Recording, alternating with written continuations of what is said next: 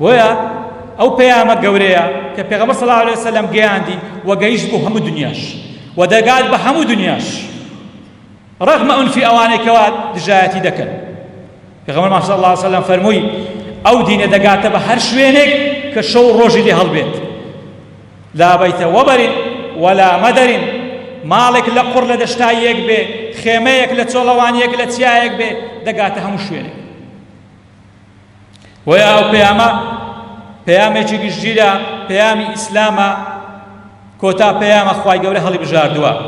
ئین الدین عند الله الئیسلام، تاکە دینێک لە لای خوای گەورە قبوڵ کراوە ئیسلامە. هەر کەسێکیش غەیری دینی ئیسلام هەڵبژێرێ و پەیڕەوی لێ بکە لێی قبوڵ ناکرێ. ومن يبتغي غير الإسلام دينا فلن يقبل منه، هەر کەسێک غەیری ئیسلام هەڵبژێرێ و پەیڕەوی لێ بکات خوای گەورە لێی قبوڵ ناکە، وهو في الآخرة من الخاسرين، لە دوا ڕۆژیش لە دۆڕاوانە، لە دوا ڕۆژیش لەو کەسانەیەکەوە زەرەرمەند و خەسارەتمەند دەبن.